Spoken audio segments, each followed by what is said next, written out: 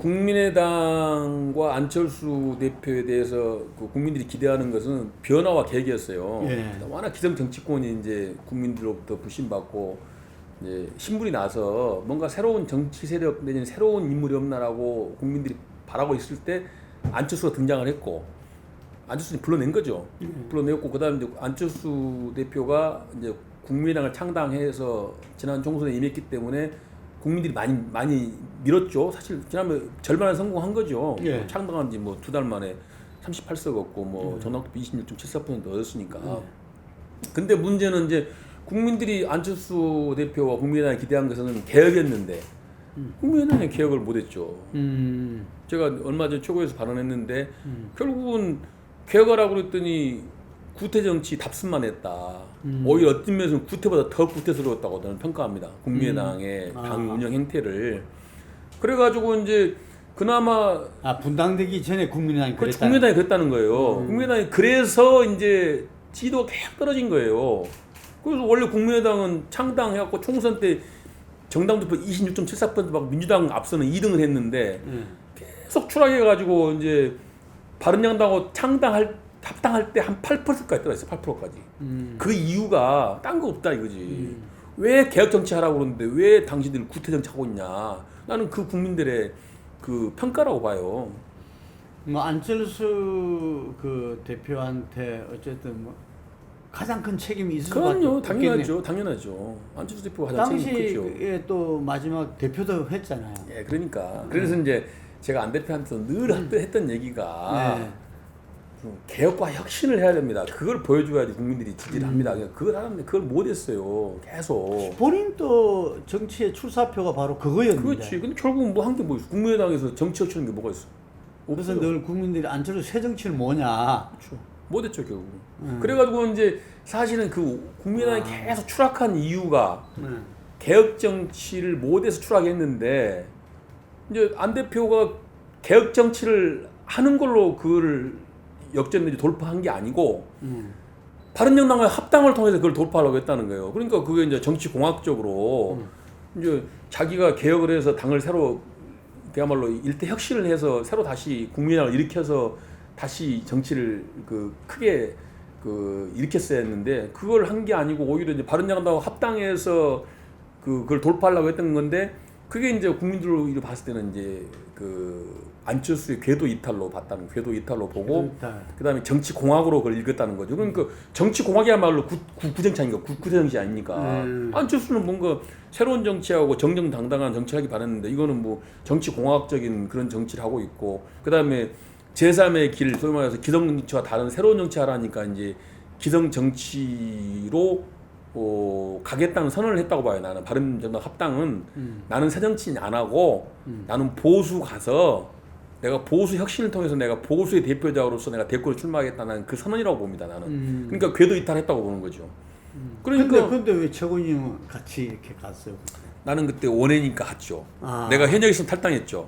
현역이었으면 그 당시에. 원외는 탈당의 의미가 없기 때문에. 탈당 의미가 없죠. 그러니까 나는 그 당시에 바른정당 합당할 때 내가 대표한테도 내가 말씀드리는 것이 바른정당하고 국민의당 합당은 굉장히 좋은 이벤트입니다. 그런데 개혁을 위한 합당이 돼야 한다. 개혁을 위한 합당. 그러니까 국민 여러분, 유승민 대표가 안철수 대표가 우리 두 사람이 개혁을 하려고 했는데 힘이 약합니다. 의석수도 약고 세력이 약한데 그래서 개혁하기가 힘드니 우리가 좀 힘을 합쳐서 그래서 좀 더 강한 개혁을 하기 위해서 합칩니다. 이렇게 했어야 한다는 거예요. 그랬으면 나는 지지도 올라갔을 거라고 봅니다.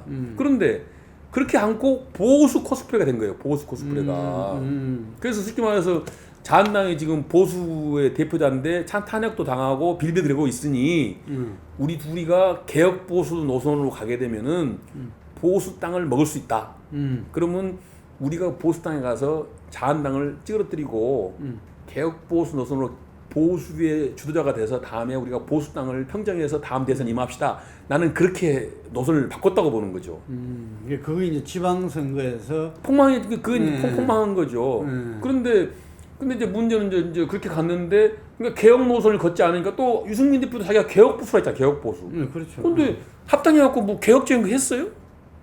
아무것도 안 했어. 그냥 구태 정치, 기성 정치 그냥 답습했지.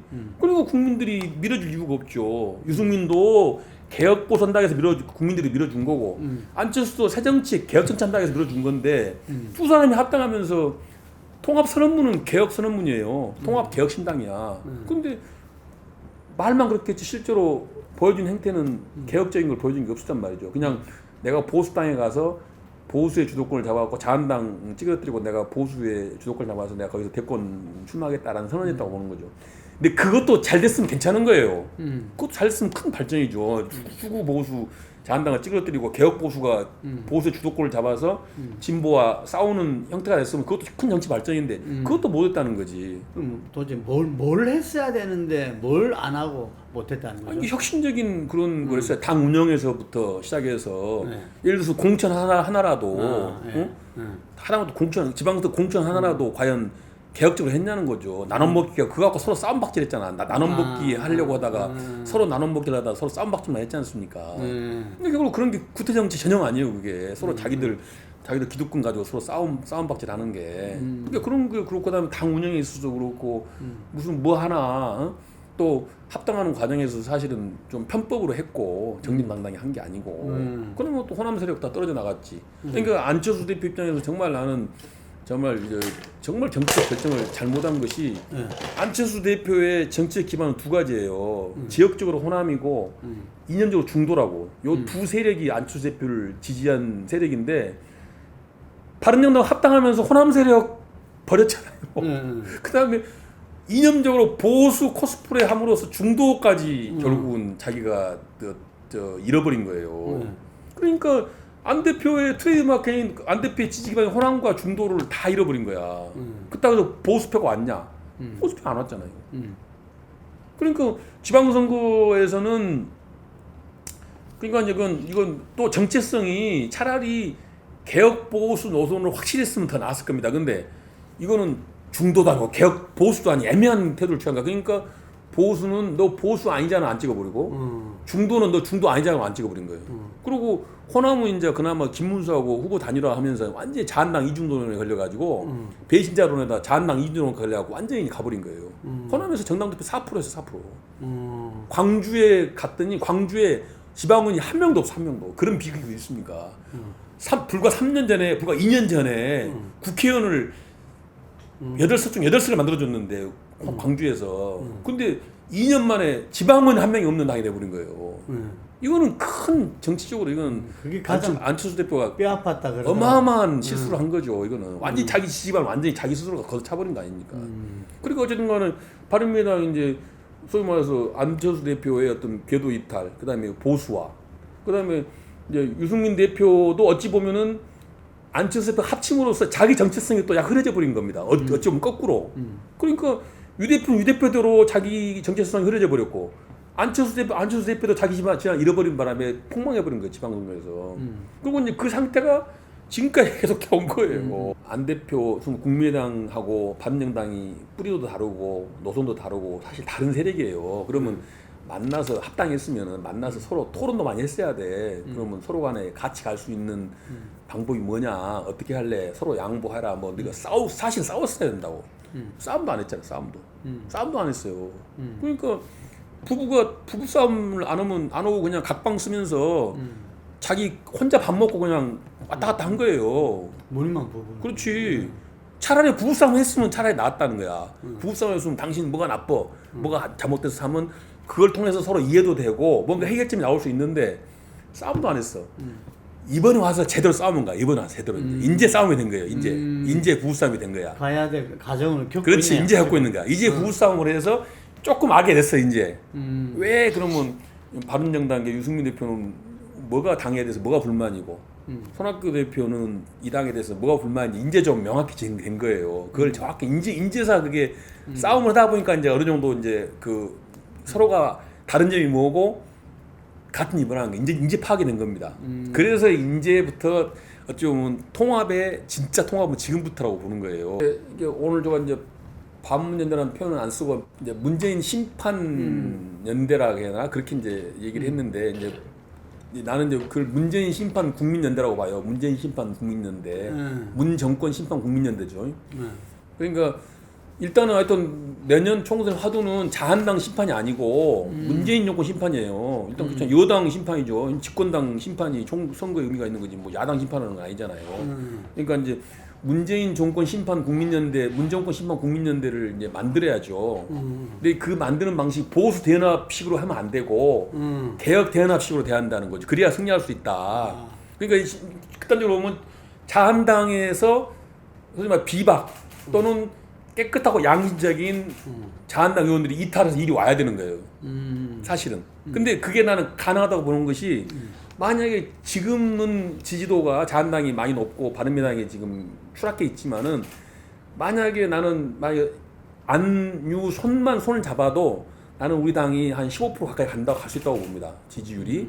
그러면 자한당이 좀 떨어질 거예요. 그러면은 자한당과 바른미당의 지지율이 큰 차이가 안 나면 나는 오히려 그 세력들이 오히려 이쪽으로 오지 자한당 쪽으로 안 갈 거라는 거죠. 오히려 흡수력이 흡입력이 훨씬 크다는 거지. 문정권 심판 국민연대 예. 이른바 그 반문연대에서 왜 보수 대연합으로서는 승리할 수 없다고 보시는 겁니까? 그거는 이제 쉽게 말해서 이제 문재인 정권에 반대하는 세력들도 네. 자한당을 선택하기 어렵다는 거예요. 왜냐하면 자한당의 그릇 자체도 워낙에 지금 퇴행적인 그릇이고 기득권 연합의 그릇이기 때문에 오히려 지금 문정권보다 자한당 속성상 지금 문재인 정권 내지 민주당의 그릇보다 자한당 그릇이 더 기득권 연합이고 더 퇴행적이라는 거죠. 혁신을 아예 못했다. 그렇죠. 전혀 못했죠. 전혀. 그러니까 국민들이 문재인 정권 싫어해서 야당을 선택하려고 그럴 때 자한당이 있으면은 또 다시 고민하게 된다는 거죠. 자기들도 그렇게 말하더라고요. 그렇죠. 자한당. 그러니까 지금 그 보수 대연합이 한때 대세였는데 지금 회의론이 들고 있다는 거죠. 왜냐하면 자한당 중심의 황교안 대표 중심의 나경원 대표 중심의 보수 대연합이 문재인 정권을 심판하고 대안으로 자제하기 힘들다는 거예요 지금. 그러니까 새로운 틀을 만들어야 돼. 새로운 틀을. 새로운 틀을 만들어서 그 새로운 틀이 개혁 대연합인데 그 개혁 대연합의 틀이 힘을 받으면은 오히려 저는 개혁 대연합의 틀이 더 흡입력이 강하다. 오히려 자유 보수 대연합 틀보다 자한당 중심에 그렇게 하고 만약 이 두 세력이 팽팽해지면은 그때 가서는 연대하는 거예요. 그러니까 문정권 심판 국민연대는 네. 같이 할 수 있는 거지. 같이 할 수 있고. 있는 거지. 다만 결은 다르지. 결은 다른데 그게 선거 연합까지도 그렇죠. 가능하죠. 할 수 있다. 할 수 있죠. 할 수 있죠. 그까지. 아. 근데 우리가 일단 우선 목표는 독자적인 힘으로 우리가 1당이 되거나 2당이 되거나 하는 것이 우리의 목표인데 내년 2월 달에 가서 보니까 이게 예를 들어서 민주당이 40이고 29도다. 그러면 연합을 해야죠. 문재인 정권 심판 국민연대를 위해서 연합을 근데 해야죠. 어쨌든 세 분 힘을 합쳐서 빅텐트를 치고 호남이 세력도 포함시키고 예를 들어 원희룡 같은 사람도 좀 이제 설득을 하고 안경도 설득하고 나는 뭐 사실 희망상이면 반기문 같은 분도 고문으로 모실 수 있으면 뭐 최상이라고 보는데 예를 들어서 그런 빅텐트를 이제 쳤을 때의 그 어떤 정치 이득이 크다는 거예요. 그 반면에 분열돼서 각자 당으로 이제 쪼개졌을 때는 그 손실이 크다는 거지. 그러니까 그냥 내가 좀 내 스탠스를 좀 바꿔서 정치 이득이 많은 선택을 난 할 거다. 왜 내가 내 스탠스를 고집하면서 손실이 되는 그 길하고 내 스탠스를 좀 바꿔서 이득이 되는 길이 있으면은 후자를 가는 게 정상식적이라는 거죠. 스탠스를 바꾼다는 것은 어쨌든 중도 플러스 보수 플러스 호남 이 정체성에 그렇죠. 맞춘다는 거지. 그렇죠. 안도 맞추고 유도 맞추고 선도 맞춰야 한다는 거예요. 그거 나는 가능하다고 보는 거예요. 그것이 크게 변할 필요가 없다는 거예요. 그러니까 유승민 대표한테도 보수를 버려라 하면 그거는 그 양반이 절대 못 받아들이죠. 근데 보수를 가지고 계시면서 좀 각색을 하십시오. 그런 얘기고. 안 대표한테 마찬가지고 또 손 대표한테도 예를 들어서 당권에 있어서도 100% 다 당권을 다 가지는 것보다는 좀 나눕시다 하는 거에 대해서 손 대표 동의 나는 할 수 있다고 봐요. 예를 들자면은 그러니까 그렇게 해서 조금씩 자신의 스탠스를 좀씩 변화시키면은 나는 빅텐트가 가능하다. 근데 전부 다 세 분이 다 내 입장을 계속 100% 고수하면은 이게 잘 안 돼요. 근데 그렇게 됐을 때는 결과적으로 나는 정책 실패로 귀결될 수밖에 없다. 근데 이제 그분들이 이제 자기들이 실패로 생각한다면 안 가겠지만은 아까도 얘기했지만 우리나라 정치 지도자들은 다 천동설 입장이 많이 있기 때문에 자기 중심으로 세상에 돈다고 생각하기 때문에 내가 하면은 그래도 뭐 되지 않겠냐 이런 이제 오판을 할 가능성이 있다는 거예요. 근데 나는 그래서 좀 뭐 반반이라고 봐요. 기대 반. 어쩔 수 없어요. 그거는 어쨌든 간에 안유 두 분이 지금 대권 주자고 지난번 대선에 벽볼 붙였잖아. 그건 큰 겁니다. 벽볼 붙인 거 안 붙인 거는. 벽볼 붙여서 더군다나 28.5%나 받았어요. 어마어마하게 받은 거예요. 둘이 합치면은. 엄청나게 받은 거예요. 지금 이제 안 대표 같은 경우 좀 까먹긴 했지만 그래도 그 표가 그래도 많이 살아 있어요. 그러니까 거기다가 손학규 대표도 어쨌든 벽볼 못 붙였지만은 그래도 조금 있어요. 있고 그다음에 호남의 중진들 다 모으면은 어쨌든 간에 표가 있고 하니까 나는 상당히 될 거로 봐요. 그 지금 내가 객관적으로 봤을 때 이제 유 대표는 지난번 6.8 받았는데 유 대표는 나는 좀 플러스 됐을 거라고 봐요. 6.8에서 안 대표는 21% 받았는데 좀 까먹었어요. 까먹었는데 어쨌든 그래도 뭐 한 10% 이상은 된다고 보고 그 다음에 호남 다 합치면 그것도 손 대표도 지금 여론조사 해보면 뭐 3에서 5% 나와요. 그리고 호남 분들도 다 합치면 한 30% 볼 수 있겠네. 난 20% 이상 된다고 봅니다. 그러니까 그 20% 이상 20% 된다. 20% 이상. 그러면 거기다 개혁 의제만 좀 차별화해서 장착을 하면은 나는 충분히 내년에 해볼 만하다. 그리고 내년 선거 예를 들어서 욕심내서 100석 하면 좋지만은 50석만 해도 어마어마한 겁니다. 50석만 해도. 저는 그거는 충분하다고 보는 거예요. 나는 할 수 있다고 봅니다. 그래서 나는 안 대표한테 늘 얘기했던 게 내가 그런 얘기 다시 뛰는 안철수. 다시 뛰는 안철수를 합시다. 국민들에게 그동안 실망을 많이 드렸는데 국민 여러분 죄송합니다. 제가 국민 여러분들의 기대에 분간이 못했습니다. 그러나 제가 독일에서 1년간 제가 공부하면서 많은 성찰하면서 제가 새롭게 다시 뛰겠습니다. 그리고 한 번 더 기회를 주십시오. 이렇게 호소하면은 나는 또 상당히 우리 국민들이 또 전에만큼의 그 복원까지는 좀 쉽지 않겠지만 그런 상당수 나는 복원할 수 있다고 봐요. 그러면은 안철수 대표도 다음에 만약에 이 빅텐트가 제3지대 신당이 내년 총선에서 최소한 50석 이상만 달성한다 하면은 정치적으로 어마어마한 기회가 또 생기는 거죠. 그래서 이제 안철수 유승민 결국은 두 분이 결국은 다음에 이제 이 당이 잘 되면 결국은 대권 후보 유력한 대권 후보라고 보는데 그분들이 그때 가서 서로 이제 또 경쟁할 문제고 내년 총선까지는 일단 두 분이 힘을 합치고 손학규 대표님도 또 어쨌든 간에 경륜과 또 잠재적인 지지자들이 많아요. 손 대표도 합치고 하면은 충분히 나는 준비하고 있어요. 네, 준비하고 있어요. 뭐 언론 보도에 따르면은 뭐 9월이면 끝난다면서요. 거기 독일에 지금 무슨 뭐 방문 교수로 있습니까? 지금 그냥 아마 그냥 연구소에 연구원으로 계실 거예요. 근데 안 대표님도 어쨌든 간에 이 독일에서의 그 이제 유학 내지는 이제 성찰 기간을 상당히 그 본인도 본인의 이미지 변신에 활용할 생각하고 계셔요. 그리고 실제 성찰만 하고 계시고 그러니까 이제 독일에서 돌아오시면서 뭔가 국민들에게 새로운 모습을 보인다는 새로운 모습을 새로운 그 국민들이 봤을 때 야 안철수 대표가 좀 변했다.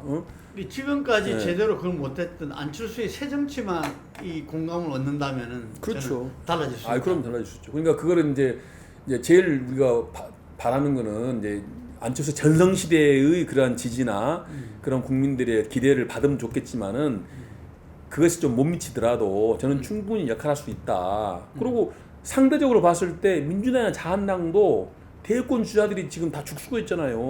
홍준표도 뭐 지난번 24%던데 지금 지지도가 5%밖에 안 나오지 않습니까?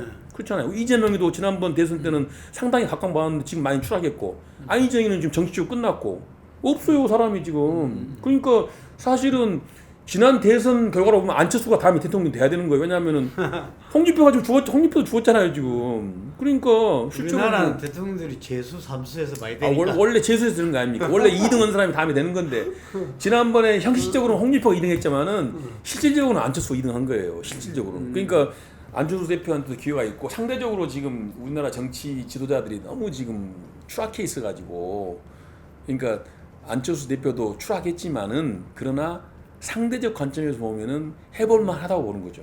그 독일에서도 많이 지금 공부하고 많이 지금 사람도 만나고 또 선진 제도에 대해서 연구를 하고 계시고 또 지금 제가 알기로는 지금 국내에 있는 안철수의 핵심 지지자들 또 보필하는 분들이 지금 그런 프로젝트도 지금 준비하고 있다고 저는 알고 있어요. 그래서 안 대표님이 새로 돌아오실 때 뭔가 하여튼 좀 새로운 이미지, 과거에 좀 부정적인 이미지를 좀 벗을 수 있는 그러한 어떤 그 모습을 보여줘야 된다. 그림을 그런 것도 좀 많이 고민하고 있고 또 실제로 이제 어쨌든 간에 안 대표께서도 정치 입문해서 그동안에 이제 정치 한복판에서 있다 보니까 아무래도 성찰할 기회가 적었죠. 근데 이제 독일에 가서 한 1년간 이제 바깥에서 봤을 때 뭔가 본인도 깨달은 게 많을 거라고 봐요. 그래서 나는 충분히 그 다시 옛날에 그 안철수 신드롬을 뭐 상당 부분 회복할 수 있지 않느냐 그렇게 봅니다. 유승민 의원은 제가 비슷한데, 예. 가까워요. 뭐 그 탈당도 같은 날 했고 저하고 같은 날 했어요. 저하고 유성영, 황주홍, 민주통합당, 민주당 탈당할 때 같이 하고 나이도 저하고 뭐 똑같고 해가지고 예. 뭐 친하게 지냅니다. 그래서 유승민 의원은 뭐 자주 만나서 밥도 먹고 그래요. 그래서 이제 당연히 유승민 의원 같이 할 세력인데 다만 이제 유승민 의원한테 제가 그런 얘기는 했어요. 너무 이제 정말 민평당에 지금 그 제3신당을 주장하는 분들이 너무 앞장서는 건 좋지 않다고 본다. 전체 판을 짜는데 전체 판 왜냐하면 그분들이 이 판을 주도할 수 있는 세력 같으면 괜찮은데 어쨌든 간에 제3지대 빅텐트가 되더라도 그분들이 주도하기는 좀 어려운 판이에요. 같이 참여하고 한 축을 담당하는 정도는 얼마든지 가능하고 좋은데 어쨌든 간에 이제 그 주도할 수 있는 건 아니기 때문에 소위 말해서 그 너무 앞장서서 뭐 하다 보면 이게 깠다 보면 이게 이제 또 마이너스 효과가 있을 수 있다. 그렇잖아요. 뭐든지 세상 일어나는 게 다 자기가 주도하고 싶은 거지. 근데 누가 한 사람이 먼저 막 나가서 주도한다 그러면 다른 사람들이 또 주춤하는 수가 있거든요. 그래서 같이 하자. 이게 속도를 좀 맞춰야 된다. 그리고 속도 조절론을 속도 조절을 얘기했어요. 같이 하는 건 좋다. 근데 속도 너무 호남이 너무 앞서가는 거는 전체 구도에서 좀 나는 좋지 않다고 본다. 그러니까 속도 조절 좀 하시오. 근데 속도 조절 하고 있더라고 요새. 하고 있어요. 그리고 이제 그 얘기는 했어요. 그리고 절대로 저 호남 세력만 갖고 뭘 한다는 생각은 가능하면 하지 말아달라. 그거 내가 볼 때 성공하기 힘들다. 어쩔 수 없이 할 수밖에 없는 상황에 되면 어쩔 수 없지만은 가능한 상황에서는 좀 이제 전국적인 정당 그리고 좀 더 크게 판을 꾸리는데 내가 어떤 역할을 할 건가 요걸 고민하는 것이 좋지. 내가 이걸 주도해야겠다라는 생각은 조금 속도를 조절해주면 좋겠다 그런 얘기는 했습니다. 그 경제도 제가 볼 때는 무능한 정권이라고 봐야죠. 무능? 네, 무능 정권이다. 네. 그러니까 지금 좌파 정책이라고도 생각하십니까? 좌파 정책이기도 하고 특히 이제 공공부문에 그 예산을 많이 투입하고 일자리 만드는 거 이거 정말 저는 거꾸로 하고 있다고 봅니다. 시대 거꾸로 가고 있다. 어제 유성엽 분이 잘 지적했더만요 그 부분을. 그러니까 지금 뭐 젊은이들이 공무원 되겠다는 사람들로 줄 서 있고 무슨 공무원 시험에 100대 1 이런 나라가 발전할 수가 없는 거죠. 뭔가 창의성이 있고 뭔가 그런 혁신적인 부분에 젊은이들이 많이 가고 젊은이들이 그런 꿈을 꿔야 되는데 뭐 공무원하고 의사나 하려고 그러고 이런 나라가 제대로 되겠습니까? 근데 이제 지금 대한민국은 일단 성장 동력을 만들어야 한다고 봐요. 지금 상당히 지금 성장 그동안에 쭉 해왔던 게 주춤거리고 있기 때문에 성장 동력과 성장 잠재력을 만드는 데 좀 중점을 둬야 되고 그의 이제 중심적인 혁신 경제, 그다음에 이제 어제 손정희 회장이 말했던 AI 뭐에 투자를 해라. 제1도 제2 그러니까 그게 사실 그게 상당히 중요한 포인트라고 봐요. 그래서 앞으로 대한민국이 이제 먹거리를 어떻게 할 거냐 이런 이제 좀 거대 담론 입장에서 혁신 성장, 그다음에 성장 잠재력을 키우는데 그 초점을 맞춰야 되는데 이거는 무슨 일자리 늘린다고 공무원 늘리기 하고 그다음에 너무 이제 돈 말해서 나눠주기식 분배에 치중한 이런 식의 지금 정책은 상당히 지금 문제가 많다. 그리고 최저임금도 지금 원래 문재인 정부 들어서기 전에도 최저임금이 높았어요. 우리나라가 상대적으로 봤을 때 경제 수준이나 소득 수준으로 봤을 때 우리나라 최저임금이 높았다고요. 높았는데도 거의 다 더해서 29%인가를 늘렸지 않습니까? 2년 만에. 그거는 정말 너무 과도했다고 봐요. 그리고 그나마 또 최근에 와서 또 무슨 노동계에서 18.9% 올려달라는데 나는 그거 정신 나간 소리라고 봅니다. 지금 그런 지금 경제 상황에서. 그러니까 최저임금도 저는 지금 동결하는 게 맞다. 그런 정부가 뭐 물가 인상분 정도 이렇게 이야기하는 것 같아요. 근데 이제 이미 많이 올라 버려 가지고 물가 인상을 해도 이제 부담이 되는 거죠. 그러니까 지금은 어쨌든 간에 3% 내외를 이야기. 네, 3% 내외 올리더라도 3% 내외인데 저는 뭐 동결하는 게 맞다고 봐요. 동결. 그리고 이제 지금 문재인 정부가 최저임금도 무책임한 것이 최저임금위원회에 대해서 뭐 최저임금위원회가 알아서 할 일이다 이렇게 지금 얘기하고 있는데 공익위원이라는 뭐 공익위원이라는 거 정부에서 그 뒤에서 관리할 수 있는 사람들 아닙니까? 그럼 공익위원을 통해서 어떤 그 정부 입장을 정확히 밝히고 정부가 그걸 견인해내야지 최저임금위원회가 알아서 하려고 정부는 뭐 관여하지 않겠다. 뭐 소극적인 입장을 취하는 건 잘못됐다고 보고요. 지금 뭐 어찌 보면 좀 비겁한 예, 그렇죠. 지금 책임 안 지려고. 한일 일본 문제도 지금 사실 정부가 너무 그동안에 무책임하게 소극적으로 한 거죠. 적극적으로 나서서 이걸 해결했어야 했는데 결국 이제 그런 것들 뭐 안보 문제, 경제 문제, 뭐 외교 문제 뭐 등등 해서 지금 하나도 뭐 내세울 만한 게 없습니다. 연비제는 저는 뭐 개혁 의제라고 봐요. 그래서 연비제는 뭐 되는 게 좋겠다 그런 생각이 다당제가 될 수 있고 그래서 연비제는 저는 옳은 개혁 의제라고 보고 지난 총선을 그게 대비해 보니까 뭐 바른미래당이 거의 60석 가까이 그렇죠. 네, 맞습니다. 나오더라고요. 그렇게 됐죠. 예, 그렇게 됐죠. 예. 그렇게 됐어야 맞죠. 원래는 100% 연동제였으면 한 80석 되는 건데 이제 이번에 반쪽짜리라서 그래도 네. 60석 정도 되고 어쨌든간에 이제 다당제의 기초가 된다는 면에서는 상당히 이제 그 정치 발전을 할 수 있는 제도라고 보기 때문에 찬성하는데 이제 다만 이제 연비제라는 게 이제 우리가 문재인 정권 심판의 관점에서 보면은 조금 이제 손실도 있어요. 그러니까 이제 민주당하고 이게 연대가 돼버렸지 않습니까? 결국은 예. 이게 이제 그러다 보니까 이제 야당성이라는 면에서는 좀 마이너스 되는 측면이 있죠. 개혁성이라는 면에서는 연비제가 플러스 되는 측면이 있는데 야당성이라는 면에서는 좀 마이너스 되는 측면이 있거든요. 그래서 이제 종합적으로 이제 플러스 마이너스 봐야 되는데 뭐 저는 그래도 연비제는 우리 당이 앞으로 계속 추진해야 할 과제라고 봅니다. 그래서 연비제가 저는 그 당시 연비제가 뭐 지고지순의 의지라고 보진 않아요. 그러니까 더 큰 틀에 의미 있는 어떤 정치적인 선택이 있다면은 연비제도 얼마든지 우리가 뭐 좀 더 탄력적으로 봐야 한다고 봐요. 반드시 그 연비제를 꼭 해야 한다는 건 아닙니다. 저는. 이 연대를 갖다가 파기하면서까지 그걸 고집할 그건 아니다. 그렇죠. 저는 그렇게 봐요. 이렇게. 그러니까 지고지순에 꼭 해야 되는 그걸 거. 거꾸로 말하면 자한당이 결사 반대하더라도 연비제를 뭐 통과시켜야 된다. 이런 거는 아니라는 거죠. 그렇죠. 그건 정치 상황에 따라서. 그리고 우리가 선거제가 지금까지 다 여야 합의해서 그럼요. 그것도 무시할 그것도 수 저는 없죠. 중요한 포인트라고 봐요. 그러면 이 다수당이 언제든지 자기가 유리한 제도를 만들어서 하면 안 되니까 여러 가지 이제 측면이 있는데 그걸 종합적으로 잘 판단해서 저는 처리한다고. 내년 저는 사실 연비제가 사실 당내 충분한 토론이 된 건 아니라고 봅니다. 그리고 또 상황이 그때 상황하고 지난 연비제가 패스트트랙 탈 때 상황하고 또 저는 가을 상황하고 또 내년 초 상황이 다를 걸로 봐요. 그러니까 그 다른 상황에 맞춰서 우리가 판단하면 될 문제지 이것이 무슨 절대적인 지고지순의 제도는 아니라는 거예요. 좀 더 탄력성 있게 봐야 된다.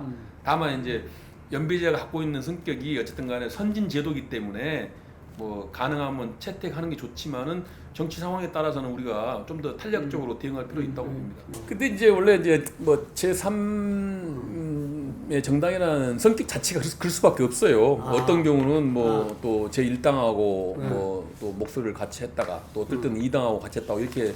다만 이제 그 판단 기준은 시시비비를 정확히 가려서 옳은 길을 가는 걸 선택하면 된다고 봅니다. 뭐 누구 편이냐가 중요한 건 아니고 누구 편이냐는 결과론적으로 그런 거지 어떤 정책이나 어떤 이슈를 판단할 때는 그것이 옳은 길이냐 국민들에게 유익하냐 이런 관점에서 판단하면 되는 거예요. 그러니까 뭐 3당이 당연히 뭐 그럴 수밖에 없는 거고 근데 다만 이제 뭐 북한 문제에 있어서도 이제 우리 입장이 좀 강화되면 안 된다는 생각은 요새 들더라고요. 그러니까 트럼프는 자기 재선하고 미국의 국익 입장에서 판단할 건데 대한민국 입장보다는 그리고 북한은 또 북한 자기들 입장에서 판단하는데 그럼 대한민국 우리의 입장은 뭐냐? 우리의 이익이 관철되는 남북미 협상이 돼야 되는데 이게 까다가 면 이제 대한민국의 이익은 빠지고 북한과 미국의 이익만 관철되면은 그러면 우리는 그냥 뭐 중재만 하고 별로 남는 게 없는 그런 결과를 얻을 수 있다. 그런 점이 우려하는 거죠. 어쨌든 간에 기본 방향은 뭐 남북 대화가 잘 돼야 되고 평화적인 남북 관계가 되는 것이 기본 방향입니다. 다만 거기에 우리 남한의 이익이 관철돼야 한다 그런 입장을 갖고 있는 거죠. 우리가 가장 최우선적으로 보는 거야 이제 완전한 비핵화죠. 완전한 비핵화 후에 제재 해제 그리고 이제 북한이 개혁 개방 체제를 통해서 이제 국제사회에 이제 진입하고 또 이제 남북 간의 경제 교류라든가 뭐 인적 교류가 활발하게 되는 게 제일 바라는 건데 또 현실적으로 또 그렇게 되면 우리 뜻대로 100% 되는 거지만은 이제 그렇게 되는 것도 쉽지 않다고 봐요. 그러니까 이제 적절하게 그것을 이제 뭐 적절하게 이제 이해관계가 조절을 돼야 한다고 보는데 그런 문제에 대해서는 근데 다만 협상 주체가 좀 더 강한 입장을 천명할 필요는 있다고 봐요. 그래야 우리 입장이 좀 그래도 관철이 되지. 우리가 처음부터 약하게 나가면은 결국 협상이라는 게 어떤 요구하는 것에서 조금 물러서는 건데 요구 자체가 작으면은 얻을 것도 훨씬 적어진다는 거죠. 그런 점에서는 좀 지금 현 정부의 그 스탠스가 조금은 아쉬운 감이 있다. 저는 그렇게 봅니다.